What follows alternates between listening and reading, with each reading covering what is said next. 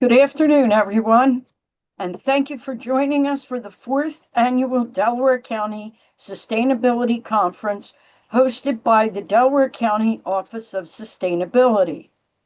My name is Sue DiPompio, and I am the Assistant Director of Sustainability Finance in the Office of Sustainability. I will be serving as the host for today's session, providing important information to ensure that your experience, both in today's session and throughout the rest of the week, leaves you feeling informed and inspired. First of all, I would like to thank the Solid Waste Authority for sponsoring today's session, or this session in particular. Now for a few housekeeping items. This session will take place in a Zoom webinar format, meaning participants will be off camera throughout the duration of the presentation. Questions are encouraged and will be addressed following the presentation.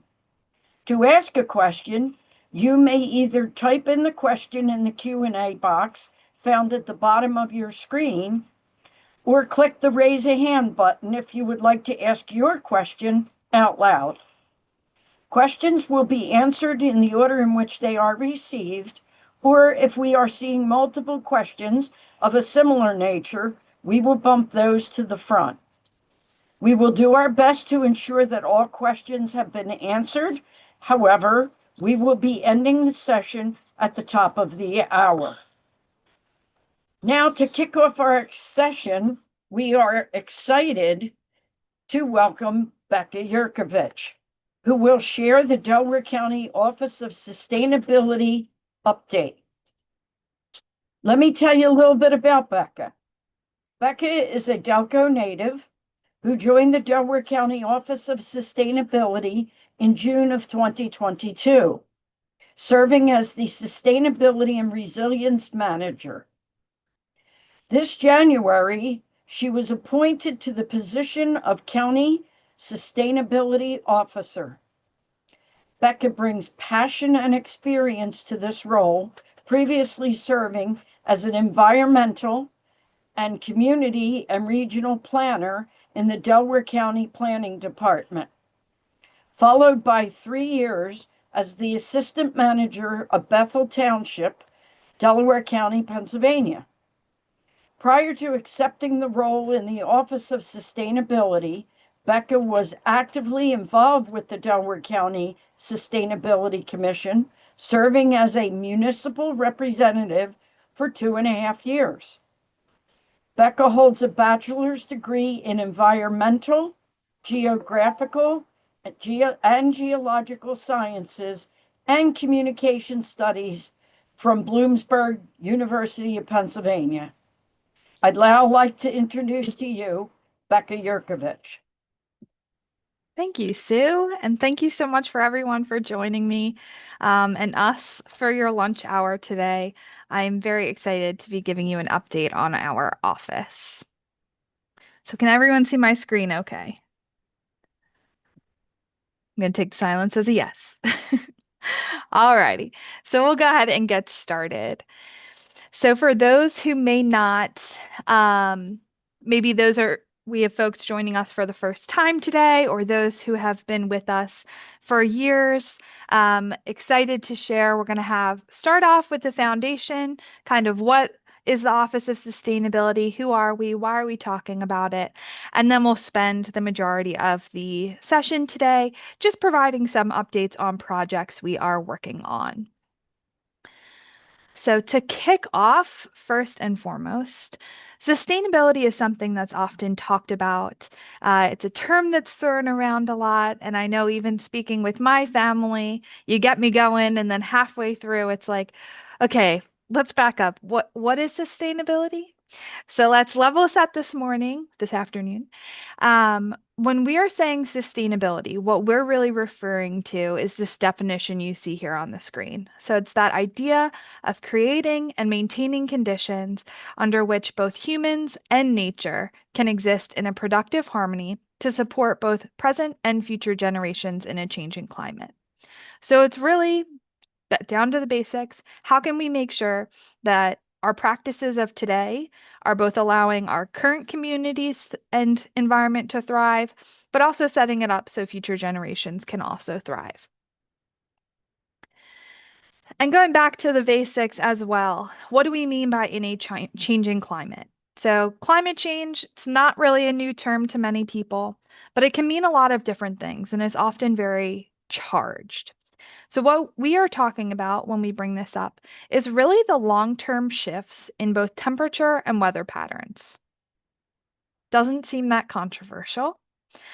But the second piece of that is recognizing that while some of this shifting is natural, since the 1800s, human activities have been making this process happen more quickly due to greenhouse gas emissions. And I'll say throughout today's presentation, you'll see these little notes. If there is any topic you're of particular interest, we have some sessions highlighted throughout the week where you can learn more. So what does this look like in Delaware County? In Delaware County, what you see here on the screen are our average daily temperatures from the 1800s all the way through today. And while you see this variability in weather patterns year after year, we are seeing that overall they are trending upward. So this is something that is very real and is science-based to show that we are seeing change here at a local level. In addition to heat, we're also seeing our storms becoming more prevalent and stronger. So what you see here is flooding, and it recognizes it's not just in one town in Delaware County. This is a challenge our entire community is seeing. So, seeing these changes in weather patterns and in our climate overall here in Delaware County is really important because it's not only increasing costs due to property damage and infrastructure, it's also impacting quality of life for our residents. And unfortunately, at the most extreme level, it can cause a loss of life. So, this really lays the groundwork of why is this something that's important here at a county level and why is this something that we're talking about?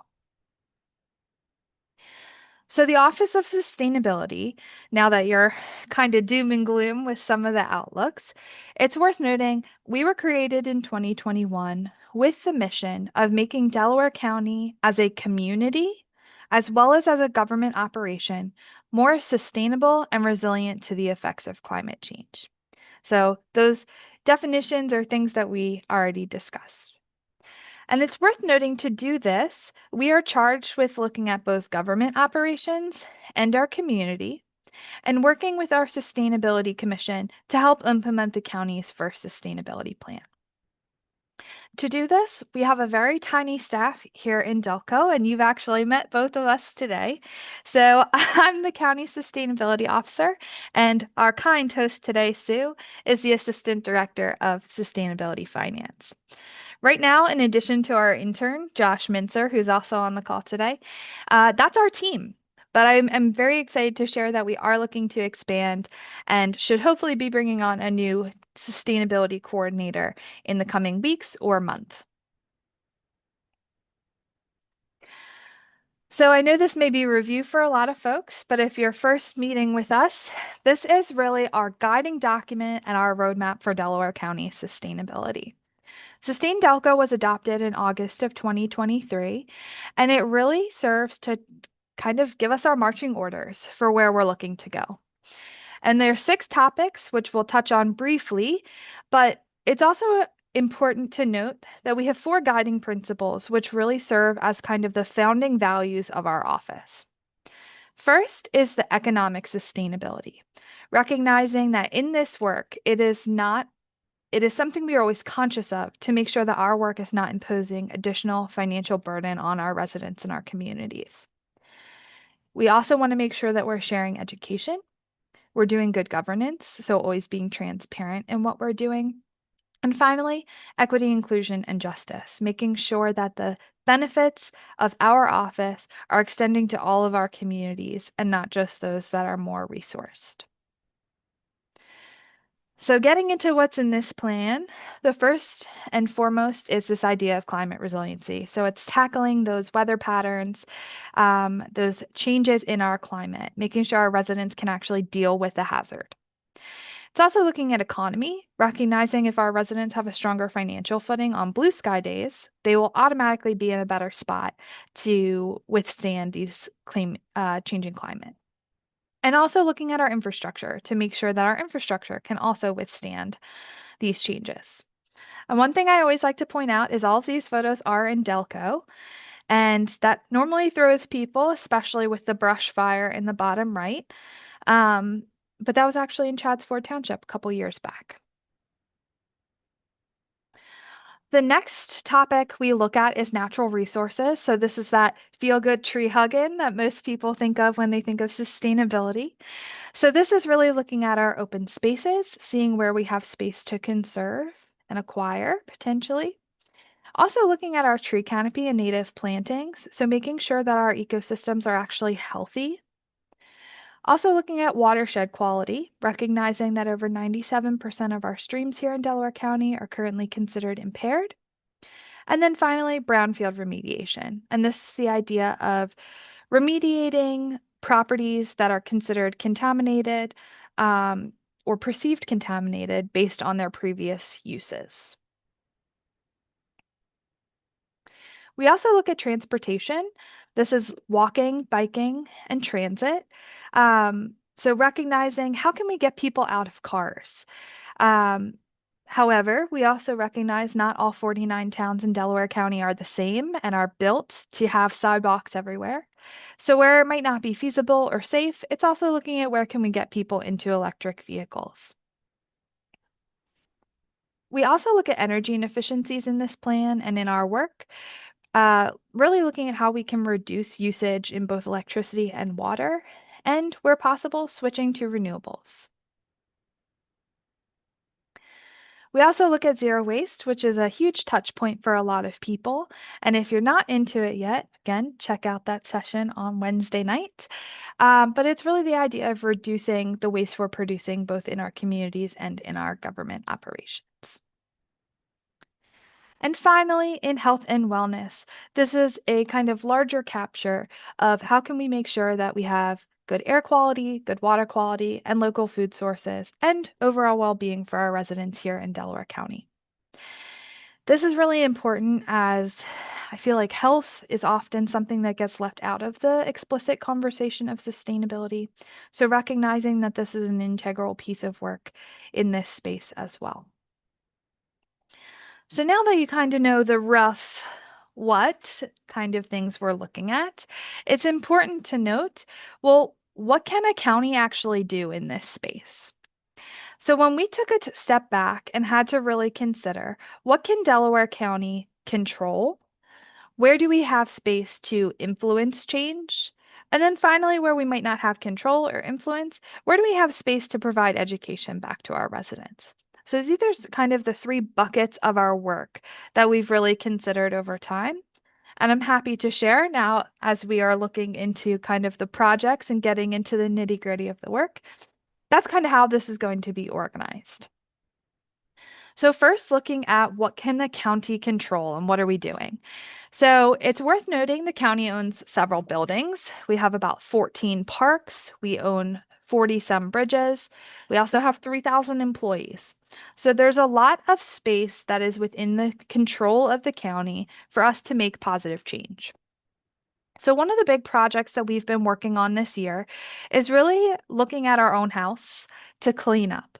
So first and foremost, starting in our government center, which is the courthouse and government center in Media Borough, and looking at how we can really revamp the recycling within this facilities.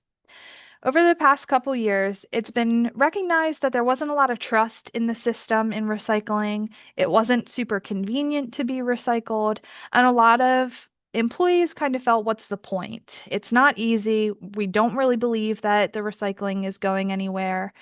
So what's the point? So with this project, the first thing we did was really take senior leadership and try to build trust in the recycling system again. And one of the ways we did that is by taking them on a tour of Republic Material Recovery Facility in King of Prussia, which is where the recycling from our county buildings go. So that's the photos you see in the top right corner. So right here, as well as up top here. This was our county staff, again, being able to see that when the materials are arriving, they are getting recycled if they are the correct materials. So really rebuilding that trust in the system. Next, it was then trickling down to staff. So the next layer was really making sure that our custodial staff was prepared and informed on how to recycle properly, why they should be recycling properly, and really be empowered to essentially tell people if they're not doing it correctly, they're not taking it. So we did this by actually having a trilingual training of our custodial staff. What we mean by that is we walked through all the recycling basics and we had information not only in English, but also in native languages of Vietnamese and French Creole for our staff. We also provided resources, including kind of cheat sheets that would go on each of the carts, which was also in the native language of our custodial staff. And it's worth noting, as part of that kind of training, we also listened to them and figured out what would make it easier for you to do recycling well in this building. So, in order to do that, we supported them through additional infrastructure, which included separated bins. So, what I mean by that is when they were historically picking up recycling in our buildings, they just kind of had to dump everything in one bin, have recycling on the bottom, trash bags on top, and it got really tricky in certain areas. So we were able to purchase kind of dual bins systems so they can now collect both trash and recycling at the same time without having to finagle materials in our buildings. So once we had our kind of leadership on board, our custodial staff ready to go, we then provided a lunch and learn to all staff to really impress the importance of this as well as the best practices for them as well. And that was during Earth Day week.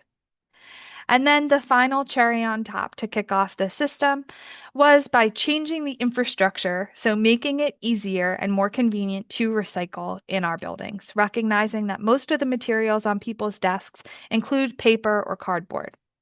So our way of doing this is what you see our lovely Sean holding, is we switched our desk side black bins rather from trash to recycling. And we did this in a low cost way of adding new decals to all of our bins. So rather than purchasing new infrastructure, it was really making recycling the convenient choice for our employees. So that's one really exciting project. But another thing that we started that was kind of a low-hanging fruit, we just also started countywide toner recycling with our IT department. So that's these photos you see down here. It was easy as setting up signs, sending an email, and just letting departments know when your toner is done, come drop it off right outside of IT. And we have it separated by HP tuner or HP toners and non-HP. And we were actually able to partner with an existing IT vendor who is actually compensating us for all the HP toners. We've also set up a program too, or I'll say are in the process, but we're also getting rewards back for our non-HP toners through Staples. So really cost-effective programs that are making a big impact without really asking too much of our staff. Some other things going on. This Earth Day, again, trying to hit that economic sustainability piece in our buildings while also being convenient for staff. This Earth Day, we hosted a supply swap for our staff members, which, if you think about it, it was really like a giant yard sale. And that's these photos you see up here. So departments were able to come clean out their supply closets and drop off anything they no longer needed, or if they had too much of, anything they just kind of wanted out of their space. Then on Friday, departments could come shop everything that was left behind the day before. And this was a really exciting kind of low-hanging fruit program that we had 22 offices participate in, and over 1,500 items were swapped between departments. So this really served to keep things out of our waste stream, but also reduce a lot of costs in unnecessary purchasing. Another update that we're extremely happy to share, you may have heard in our presentation last year that we partnered with Capozzoli's Courthouse Cafe, which is downstairs on the first floor of our government center, to implement back of house composting. So that means the composting is happening with all of the food prep, not on the customer side.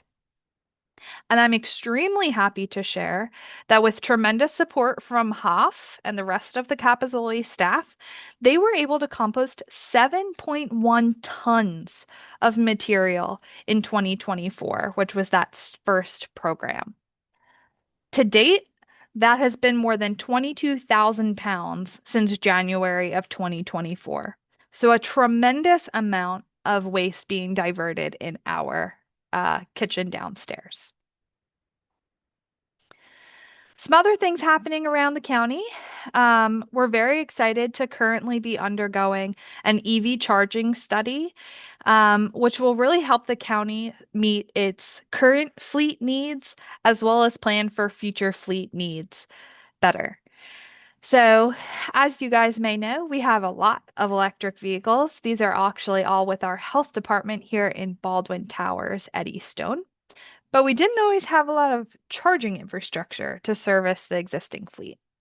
So, with in partnership with the PA Shared Energy Manager program, which I'm happy to share is completely free to our county, we are working with engineers to really help us figure out where we should be placing additional chargers in the future.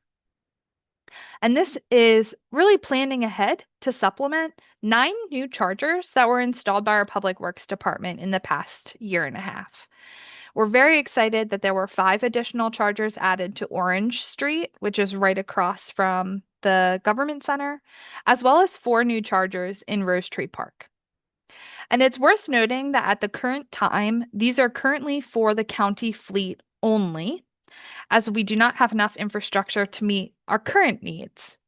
However, it is the intention and the hope that eventually the county will be able to build out its charging network in a way that both county fleet as well as our residents would be able to utilize chargers. Another project of note is solar panel recycling with Public Works. We have over 2,000 panels on the roof of our government center and courthouse complex. About 200 of these panels recently had to come off the roof for a roofing upgrade. This was something that was deeply evaluated, and we met with lots of different solar companies first to see, can we put these panels back on the same roof after they were taken off? Unfortunately, we found that due to the life of the panels, that was not a what's the word I'm looking for? Cost-effective solution. It was going to cost over $100,000 to put the panels back on the roof. And because of their age, which they're from 2007, they found that they would not be able to pay themselves back off in the remaining life of those panels. So we were looking at alternative options for these panels, both looking at potentially putting them on other county buildings or what our other options are. And unfortunately, due to the cost, we found that it was not cost effective to put them on a new building either because of that lifespan. So we were able to find a company that's able to recycle the parts and the components of the panels rather than them going to landfill. So while again, kind of wish it was highest and best use if they're throwing them back on the roof, we were happy to partner and find a solution that was keeping these materials out of landfill. And the last kind of projects or things happening in county buildings that I'll share today is also in the space of energy. So as many of you know, many of you have come along with us in this journey. The county is part of the Sustainable Energy Partnership of Southeastern Pennsylvania, in which we are purchasing renewable energy with our neighboring counties of Chester, Bucks, and Montgomery. This year, we were able to make our first block purchases with this formal group, as well as adopt a joint renewable energy strategy, which binds and commits the 4 counties together to purchasing renewable energy. I'm very excited to also share that we're at a point with this group that we are looking to onboard new members now. So yesterday, I'm happy to share all of our municipalities in Delaware County, all of our authorities, as well as our public schools and other public entities have received introductory invites to come fact find and see if this is something they would be willing to explore. So if this is an area passionate for you, please be sure to reach out to your municipality and let them know that you think this is something worthwhile that they should join us in joint purchasing. Other things we're working on. So Sue and our facility staff did an amazing job a couple years ago of updating our lighting schedules. What this means is in most of our building, there are no light switches when you enter offices. And at the time, the lights were on 24/7. So Sue and our facilities department really did an amazing job of making sure that those schedules were rolled backwards. This year, we've taken that a step further to really look at, are there places that we can roll this back even earlier to make sure that we're really being more efficient? And what you see here is a couple examples. These were like some of the only light switches I could find in our building. But typically, you'll have spaces where it's a map and override switches. So what we did is we rolled it back an hour and a half earlier. So our lights are kicking off at 6 p.m., but it's also informing our staff that, hey, that doesn't mean you have to be in the dark. Here's where you can find override switches. And we're doing this to really make sure that we're not having lights on if nobody's in the building. And lastly, in the area of lighting, I'm happy to share the county received a $400,000 grant for LED replacement in the government center. We're very excited that this project will be starting off in the coming weeks with our kickoff meeting. And I'm also happy to kind of share and reaffirm our community members that this is actually a federal grant through the Department of Energy, which to our knowledge is still safe, and we've been reassured that we have it in the future. So this is our only grant. Happy to share our office has not been impacted to date by the federal changes in funding. So now that you know a lot about what's going on in our county buildings, happy to share kind of some of the other places where we have control and can really take lead for implementing sustainability in our community. First and foremost, as many of you guys are aware, we do campaign sign recycling after each and every election.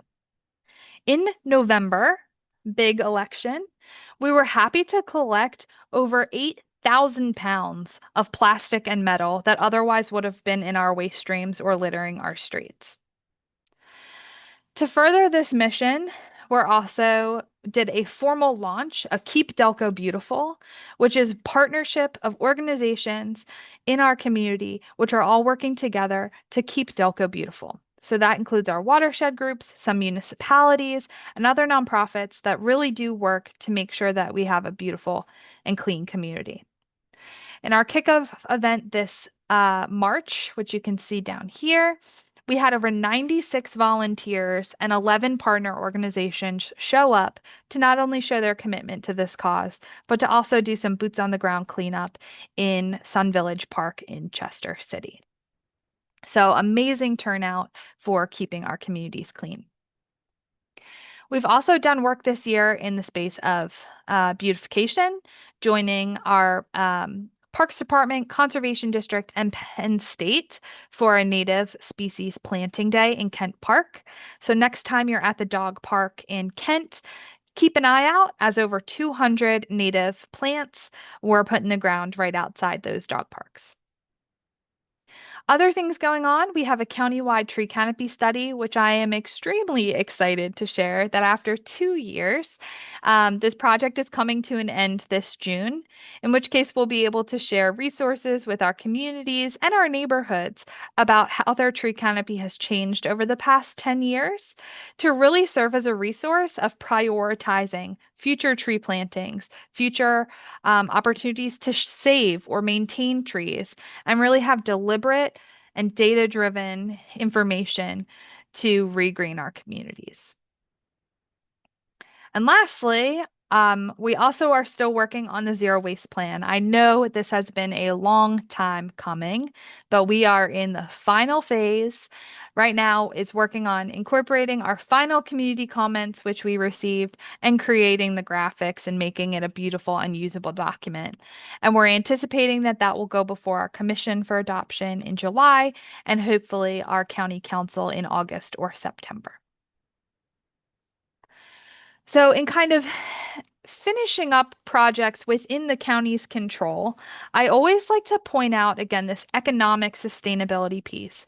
We really take it seriously and appreciate that we do not want these projects or this important work to be further financial burden on our community members.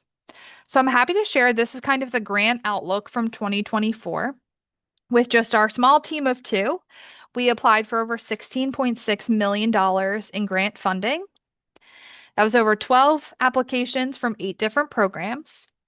To date, we have received $412,000. And though we have not received all of the funding, there's 6.3 million that's still outstanding that could be coming the county's way. And hopefully we'll learn more about that later this summer or in the early fall to see if we were awarded for those projects. Some of those that are still outstanding include money and funding to implement countywide composting at our transfer stations, as well as reinstalling solar on that roof that I had mentioned that had them removed, as well as additional LED efficiency projects in our buildings. So now shifting gears a little bit and going back to kind of that idea of what can we control, where can we influence, and where can we educate? Looking at projects that our department is working with other entities to help influence change. So, in these kinds of projects, the county is not always the one leading, but we have a seat at the table and are really there to help encourage positive and sustainable change in other organizations. So, I'm not going to go through all of these because I want to make sure we have time for lots of questions and conversation. But some of the really exciting projects that have come out of this are partnering with our emergency services department, in which we were able to provide input and integrate climate considerations into the annual hazard mitigation plan for the county. We've also been able to connect many different flooding efforts that are happening across the county to make things more cohesive and really just connect partners. It's also been providing education to different departments. So we were thrilled to be at our health department on Earth Day to talk about health impacts of incineration, as well as supporting our planning department and our GIS departments, as well as facilities with some of their initiatives for clean transportation and food security mapping. Looking outside of the county, some of the other projects that we've been able to support, there are a lot of regional energy projects happening with DVRPC, which I'm happy to share if you want to learn more. Attend the session Thursday evening.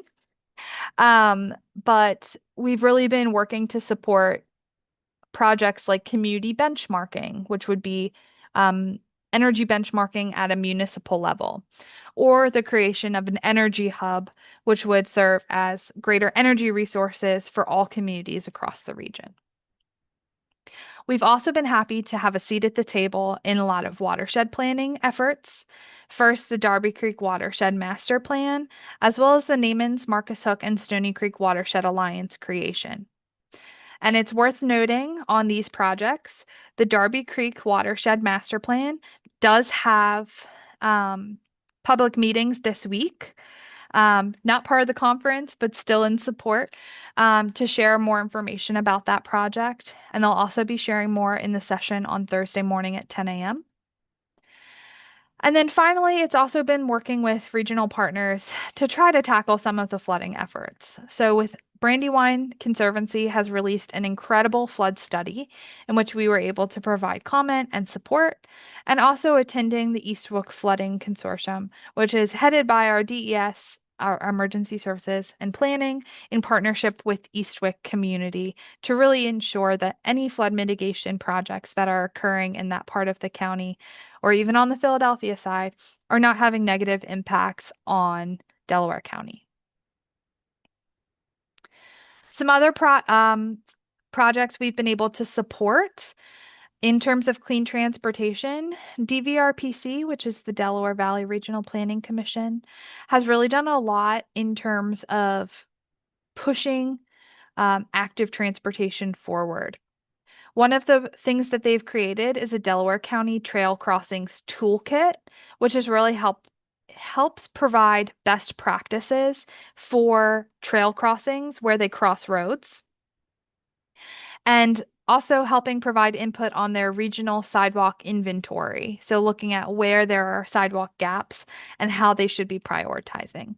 And it's worth noting that both of these resources are available on the DVRPC website. And finally, in addition to where we can provide kind of influence, but also this kind of segues into our education, we've also been really proud to meet with municipalities and be a resource to our towns this year. So we've had several different municipalities reach out with kind of niche topics or concerns, but being that continual resource and providing those best practices. So, for example, we were able to meet with Glen Oldenborough about some unique strategies for litter abatement, meeting with Concord Township about best practices for tree plantings, and most recently, meeting with Media Borough to provide input on sustainable practices to be included in their updated comprehensive plan. So now that you kind of know what we've been doing within our realm of control and where we've been providing influence, the last kind of bucket that we serve in our office is providing education and outreach. And while we've done this through a lot of individual projects, this has also been a lot of us just kind of beat bopping around the county through presentations, tabling events, other special meetings with municipalities, or really to support other partner events. And the map you see here on the screen is showing all of the different things we have done in 2025 so far, and the different towns we've hit. And this is really important because it also really helps us recognize where additional outreach should be focused. So we are very much looking at that and looking for active opportunities to get more involved in those communities that have not yet been touched. The other update, which is a little bit different from years past in terms of education and outreach and community partnership, is I'm extremely excited to share that the Delaware County Office of Sustainability, as well as some of our other partner departments, had the incredible opportunity of traveling to Pingdong County, Taiwan this year to join a sister counties agreement. That's what you see in this upper photo here. And what that is it's really an informal agreement which recognizes that even though we are worlds away from each other, we are going to continue to partner and work with them to be more to build more sustainable futures. And what that looked like while we were there, we had the opportunity to tour their county facilities and really learn more about what they are doing to tackle some of the same issues we're having here at home. So, some of the photos to highlight how they installed floating solar. They're also doing exhibits for sustainable forestry, have absolutely incredible transit systems, which you see here, as well as promoting active transportation. And two things of note here, if this is a topic of interest, our new friends from Pingdong County will be presenting on Thursday night to share more about these kind of specific topics in which they're focused on. And I also always like to add the caveat, because of that economic sustainability, that no county funds were utilized for this exchange. Another aspect, just to quickly touch on for this trip, was we also got to learn about how they are doing tremendous youth education for sustainability and environmental topics. And all the photos you see here were actually in the exhibit in a school in Kaohsiung City, in which the entire exhibit in the school was around air quality. So whether it was walking past the pillars on their street, which shows the air quality flags, they adopt the air quality flags and monitoring from the US EPA. So that's where you see these colored pillars, these colored flags, as well as the flags down here as well. And they also had active air quality monitoring in which they could see updates day to day, and the students would change the magnets on this map of their county each day to show and actively be aware of how their air quality was changing every day. So, just another incredible example of kind of partnerships. And then, of course, the last initiative, which I'm happy to share you are all participating in today, is we also do the annual conference, which this year, again, we're very excited to host virtually across an entire week, as well as be ending this Saturday at the Lazaretto in Tinicum with our keynote presentation from Glenn the Hurricane Schwartz. So before I formally close, I know one of the big things that people often ask are like, okay, that's awesome. This is so fantastic. Thanks for doing this. How do you get involved? And there are a lot of different touch points. It's not always an easy answer to question to answer. But I did want to leave you with a couple opportunities of ways to get involved and really how to look at and consider actions within your own lives. So first and foremost, consider much like we walked through today, try to consider what you actually have control of, where you have influence, and then where you also have space to educate in your communities in the area of sustainability. So in places you have control, that might be trying something new at home, reading the sustainability plan and tackling some actions, or even maybe planning a cleanup that supports Keep Delco Beautiful. In terms of influence, that might be trying to serve on our Sustainability Commission, which currently has an opening, or really using your time and space to advocate for funding and support at both state and federal levels. And if you don't know what to advocate for, a couple on top of mind are our SEPTA funding right now, BRIC funding, which is through the it's resilience funding through FEMA, or trails funding. And then again, that space to provide education, maybe hosting a watch party of some sustainability sessions throughout the week, or bringing a friend on Saturday. So with that, I'm happy to just wrap up and take any questions folks may have about our Office of Sustainability.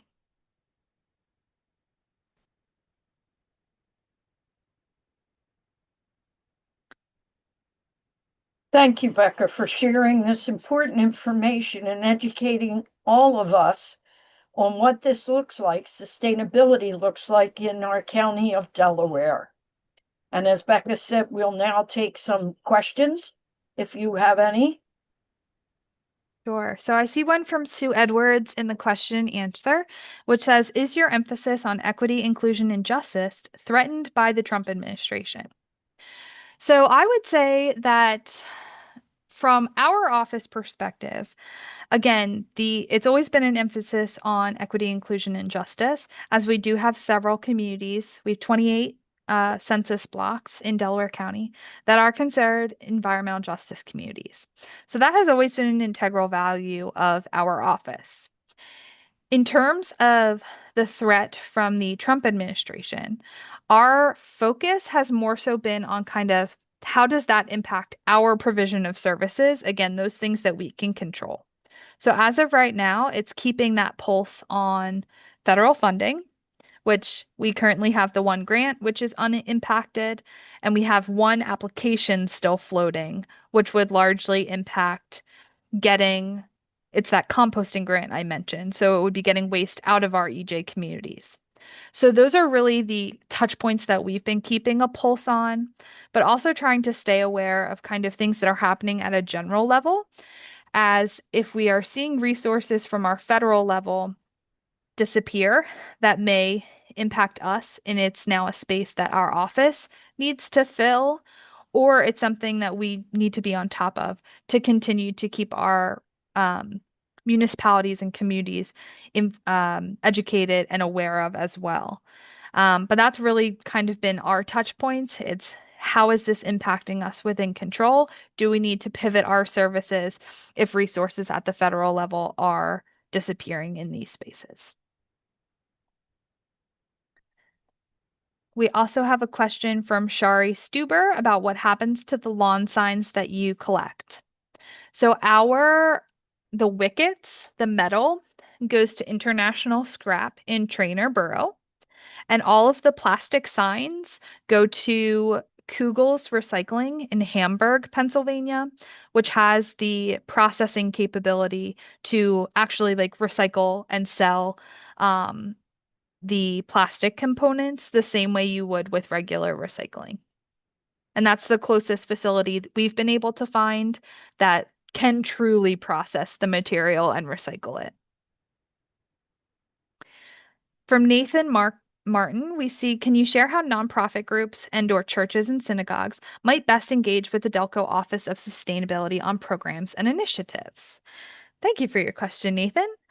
I think the one thing I always recommend to folks, and people are probably sick of me saying it, but is taking a look at the Sustain Delco plan.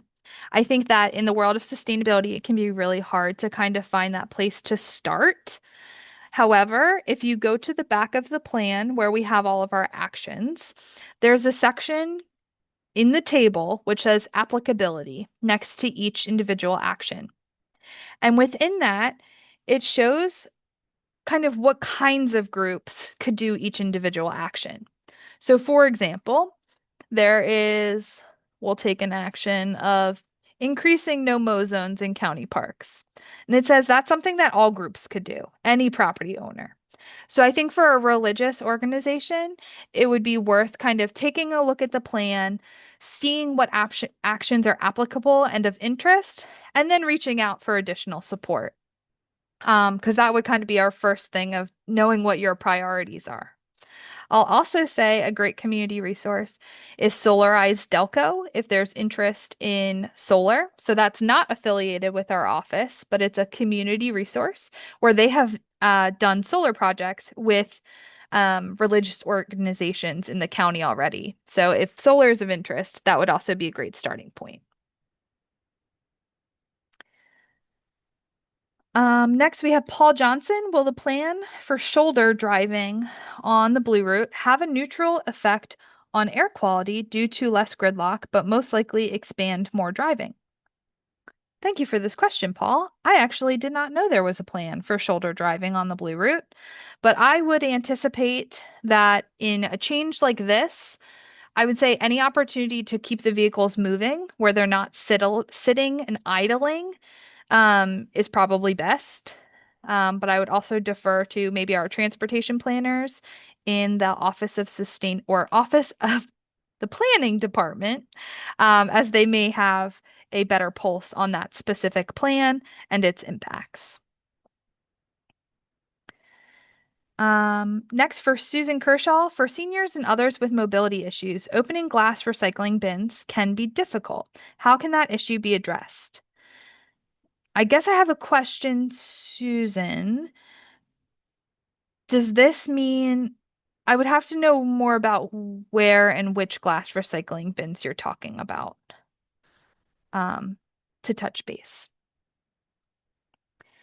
And before we get to our next question in the chat, I see two hands up. So I'm going to first go to Joan McMaster if you want to ask your question.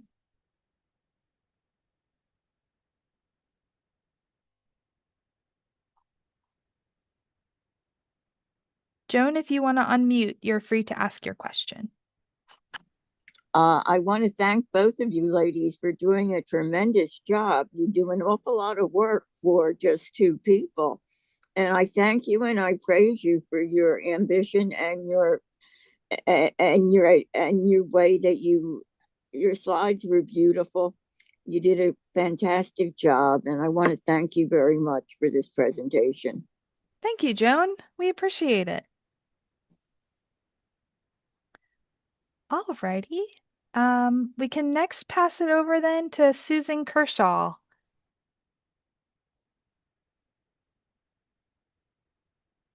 Susan, you're So, yeah, I'm talking about the bins, for example, in Collingdale and some other places. And I think they are multi-bins, but you have to flip over the opening.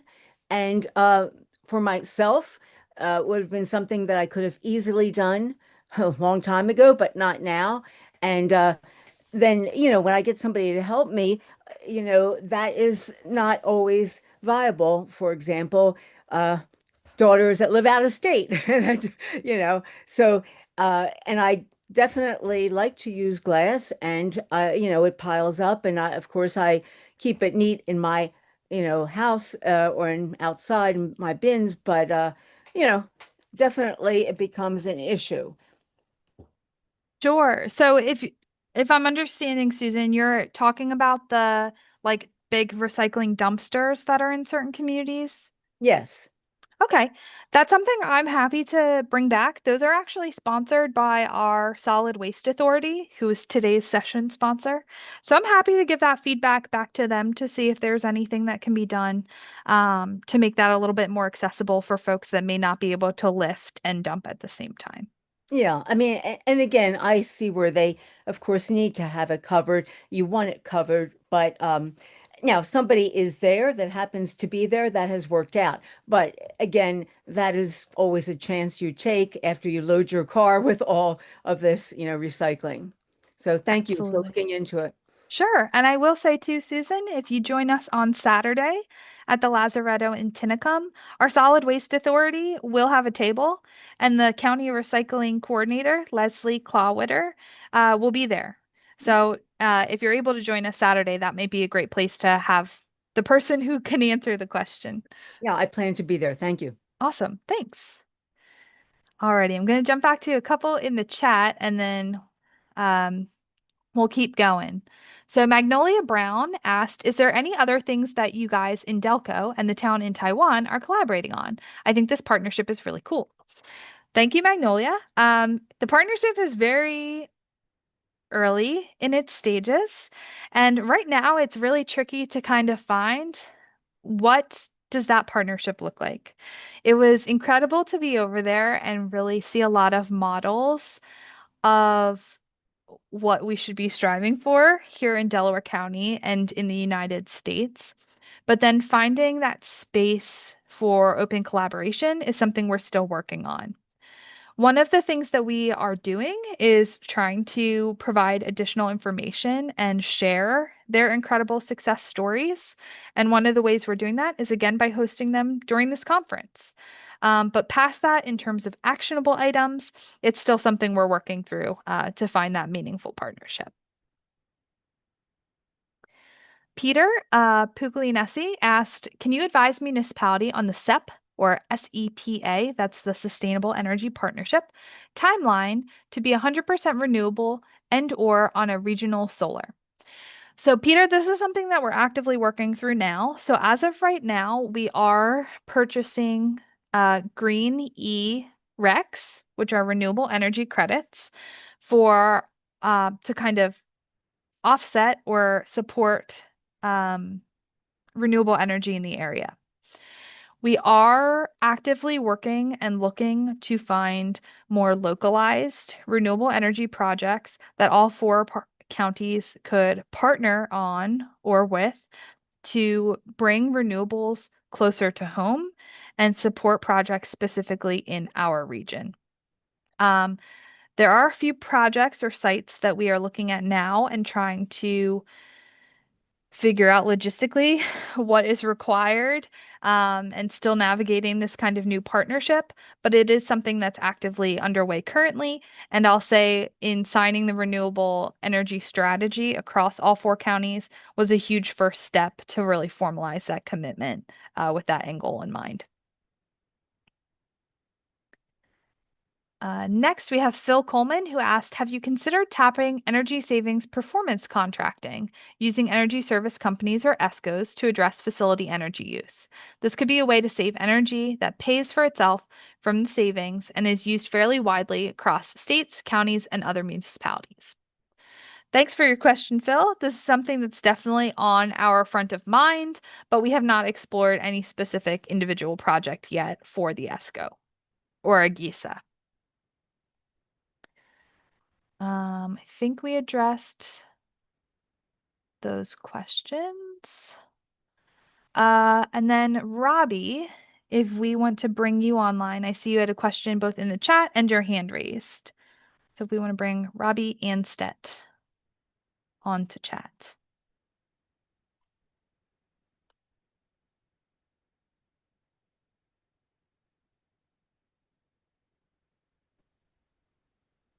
Hi, Becca. Wonderful work y'all are doing up in Delco.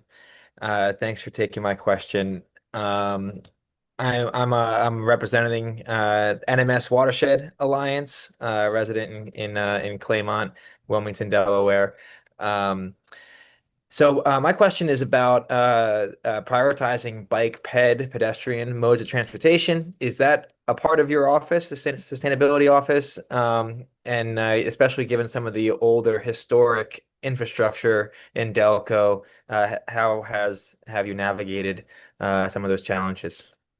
Sure. So it's worth noting transportation and active transportation is a priority in the sustainability plan. However, the plan was written recognizing that our office would not be the only one pushing these initiatives forward. And I'll say the Delaware County Planning Department has been an incredible department in helping push forward many of the clean transportation initiatives identified in the plan. Our planning department actually has four staff members dedicated to transportation planning, and they've really been actively working to tackle these challenges. So they would be the expert, but knowing some of their work so far, they're actively working on a huge road diet along the 291 corridor, which would, if you're not familiar with a road diet, it would shrink the size of the road and actually build trail infrastructure for the East Coast Greenway in that extra space gained from reducing the lane size. So that's one project that they're actively working on. They're actively working on also building out additional sections of the primary trail network, which is the county's kind of trail plan for the future. I know right now they're doing feasibility for the Chester Creek Trail, as well as connections down in the city of Chester to existing trail infrastructure.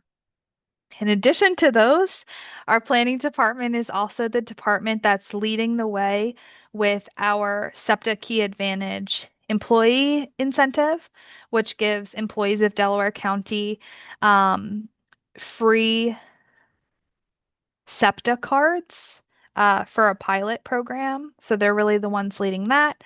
And I know Mahir, out of the planning department, is also actively working on mapping our existing bike infrastructure to make that more accessible, and just so people know it exists. So, and I'd be remiss if I also didn't share Lou Huffnagel and Kathy Spar in the transportation section are also just unveiled the county's first Vision Zero plans, an active transportation plan for the county. So they're actively working right now on promoting those resources and trying to get our municipalities to sign on board. Those are just a couple of the examples of clean transportation, but I'll say full-heartedly, our planning department has really been kind of crushing and taking on that section of the plan, and just doing incredible work to really push forward safe, clean, and active transportation in Delaware County.